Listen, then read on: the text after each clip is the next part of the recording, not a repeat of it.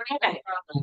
Thank you so much, Kim. We are in the midst of a discussion. We just pressed record, and today we're discussing what's making sticking to 80/20 so difficult. 80/20 being 80% of the time, follow our food rules, essentially high protein, vegetable, whole starch, nuts and seeds, lots of fruit, and 20% of the time, engaging in these more fun foods, meals outside, things of that nature. I asked you, how much of the time do you think you're sticking with 80/20? You said about 40% of the time. I said, okay, what is it that's getting in the way of 80/20 being how you live 100% of the time with some lots of flexibility, lots of balance, lots of control over your nutritional environment? The first answer that you gave was emotional eating. Sometimes just the stress of work, how you're feeling, the emotions might get in the way. The other thing that you just mentioned was what?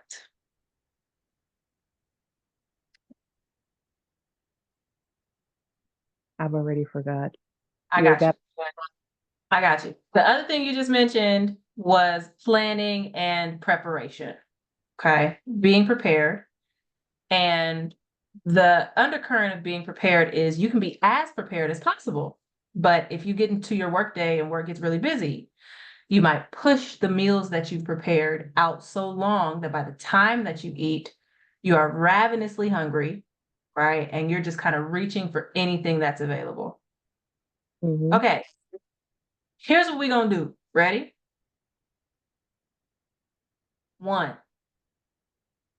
as best you possibly can, make your lunch break a non negotiable. The people who make more money than you are taking a lunch break every single day. Not only are they taking a lunch break every day, they are going out to lunch on the company's dime in their fancy cars and taking an extended lunch and taking clients out to lunch and drinking wine and having cheese and feeling like, you know, it's true. You're laughing because it's true. So take as best you possibly can that lunch break that your salary accounts for every day. You gotta take that. If only because you need the energy to get through the second half of your day. But the second, I'm gonna give you three reasons. You need the energy to get through the rest of your day. Two, as a Black woman, if you volunteer your time and energy, do you know the world will take it from you? Yeah. Stop giving it up. Stop giving it. This is, hello, not even just only Black women. If you are a woman, period, if you extend your energy, if you make it available, it is going to be taken from you. Don't make it available. It's killing us early. Yeah. Rest, rest. It's killing you. Rest. Okay, no fuss. Okay. And finally, is because at the end of the day, you've already named that this is a huge barrier. This is something that like is getting in the way. I work 5 days a week. And if the work week is busy for 5 days, I've gotten to the end of the day. And because of reasons I was not in control of, now I'm binge responding to my hunger. But we need our hunger to stay within this safe zone, right? The deep water in terms of your hunger is like an 8 to 10 on the hunger spectrum. If you start to feel yourself veering toward an 8, you are less and less likely to be found by the emergency rescue team. The emergency rescue team can't do nothing for you if you get 8 feet past the ship.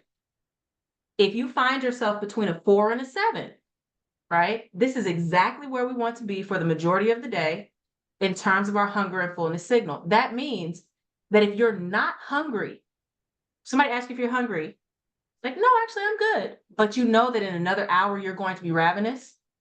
Eat food. Eat. Even if you're not hungry, you eat for the pattern, the habit of the routine of not allowing yourself to get to a place where you're an 8.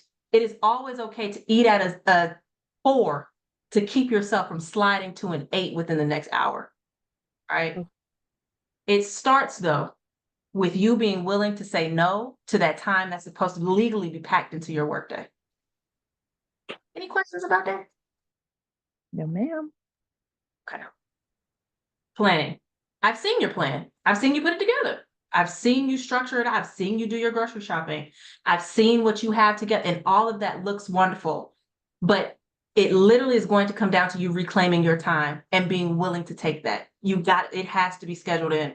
It's uninterrupted time. You've got to schedule that in, even if it's only a 20-minute break. Fine. But I am taking 20 minutes to do what I need to do for myself so that at the end of this workday, I'm not going to make a mistake. Okay. And then emotional eating. This is something else that's killing y'all, women. Emotional eating. Using food as comfort to react to the things that life is bringing us. Food is for function. Food is for your brain and your body. Food is not a teddy bear. It's not a hug from another human being. It's not a phone call to your friend. It's not a walk in nature. Food is to fuel you. What? What? You hear him? He interrupts every single last one of my calls. Come here. Okay, then be quiet. All right. So when it comes to our emotions, instead of using food to numb the feelings that we have to feel our feelings. This sounds so cliche. You've heard the people, guru people talk about, feel your feelings. I'm being so serious. If you are angry, you need to feel your anger rise. Take a few deep breaths.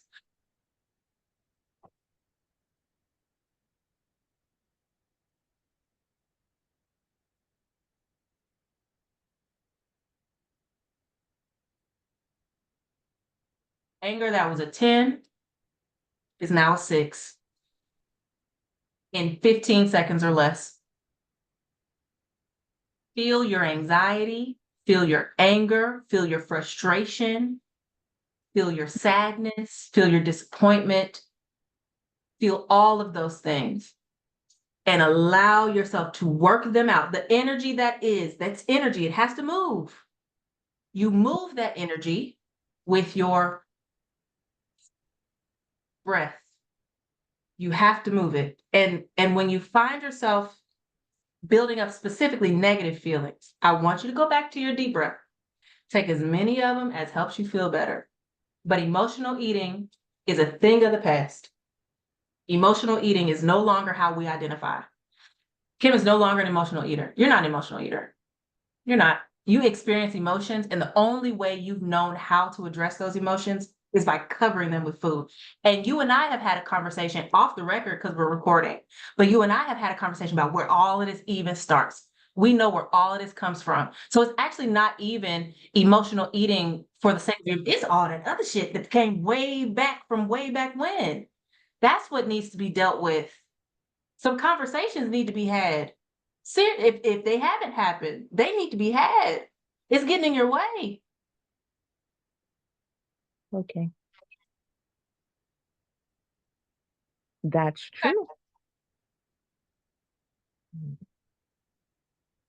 I'm Okay. writing, food is not a friend or a walk in the park or a teddy bear, It's really not. but it feels like it. For 32 seconds. And then you're right back to where you started. That is true. Yeah. That sleeve of Oreos is so tasty for 2 minutes. And then you mad. Now you're upset because you just ate a sleeve of Oreos. Yes. Like Yeah. a big, okay. All right. Sometimes I guess I expect to look at what other people are eating, and then I will get an idea. But all of that is clearly outlined already. I mean, you can go on YouTube and just say, hey, look at people, what they're eating, and they'll show you tons and tons of protein items. So I really think it comes down to either preparation and disregarding emotions. Yeah. Okay. All right. So what were we supposed to do with the planner?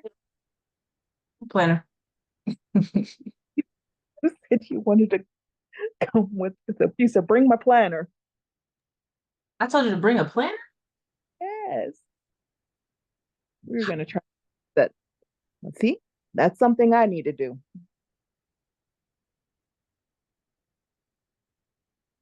See, I didn't mean to throw you off. Yeah. I don't see a single note in here about bringing a planner. Anyway, I'm glad it's here. It was helpful for note taking. It was. It is. It is. Yeah. And emotion processing. Let me put that on. That's the third one. Getting stuff out of your head, out of your heart, onto a physical surface, moving the energy, moving the energy.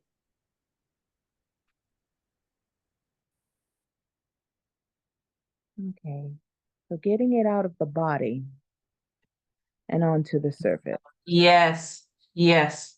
Out with your breath, out with your movement, out via writing, out if you need to scream, getting it out, not compounding it, compacting it down with food. No, get it out. Mm-hmm. Don't allow the food to be what compresses it. Food is not for compressing emotion. Food is for energy and vitality and is a gift for us to go into the world and do the things that we need to do. Okay. I like that. Food is a gift. It literally is. We the ones have to make ourselves pay for it. Shit's free. It's free. Well, the healthy stuff, non-processed stuff is free. I mean, listen, as many times as you've traveled, you've been to a country where you can literally go pull your fruit off the tree, off the vine, right? This stuff is free. We made ourselves pay for it. But anyway, that's a different conversation. How are you feeling? I feel a lot more elated with knowing, these different subplots. Now it's just a matter of commanding them for myself. What's the saying? How does the saying go? The YouTube watchers know how the saying goes. When you know better, Do you better. do better. Now that you know, you will do. You'll do across the board and going way back, decades and decades. You'll do better now that you know. We've named it. You've named it. You've called it out for exactly what it is. And now that you know, you can name when it's happening in real time. Am I hungry or am I responding because somebody just ticked me off? Am I Yeah, actually hungry? Or was it a really long day? it's usually a long day. There you go. So I need to go decompress. I need to get the energy off. I don't need further compression. I need to decompress. I need to get the energy out. Okay. And Man, walking in your resistance training is a great way to do that. that is true. Okay. Well, listen, I appreciate you making some time for me, and I'll send you a message to make sure that we're rescheduled. I know you're leaving in a couple of days, so maybe I'll catch you when you get back, but don't lose faith. Now that you know better, you'll do better with the planning and with the eating, okay? Thank you. All right, I'll talk to you soon. All Bye. right, bye-bye.